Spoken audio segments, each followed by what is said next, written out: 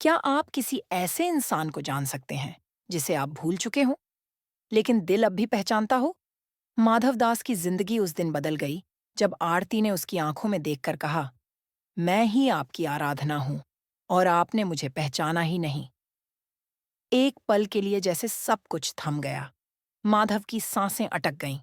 उसे यकीन ही नहीं हुआ कि जिसके साथ वो महीनों से जी रहा है, उसकी आराधना वही है। उसकी आराधना, जिसे वो कभी भूला नहीं, बस पहचान नहीं पाया। वो वहीं खड़ा रहा, जड़।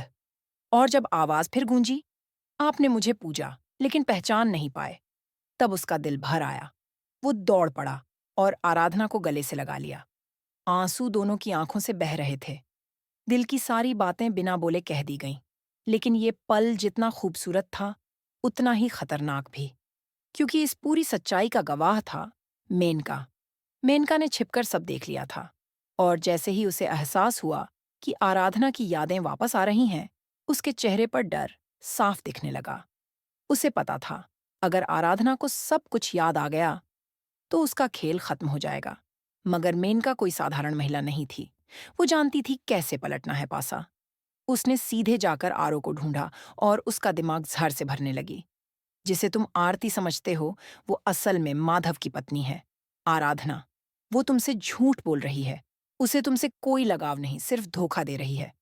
आरो हैरान रह गया। ये आप क्या कह रही हैं मेनका जी? उसने घबराकर पूछा। मेनका ने मुस्कुराकर कहा, मेरे पास सबूत हैं। चलो, दिखाती हूँ। वो आरो को लेकर उस जगह पहुंची जहां थोड़ी देर पहले माधव और आराधना एक दूजे में खोए हुए थे। लेकिन तब तक कहानी पलट चुकी थी। आराधना ने फिर से अपने आरती वाले कपड़े पहन लिए थे, क्योंकि उसने माधव से कहा था, हमें अभी सच नहीं बताना।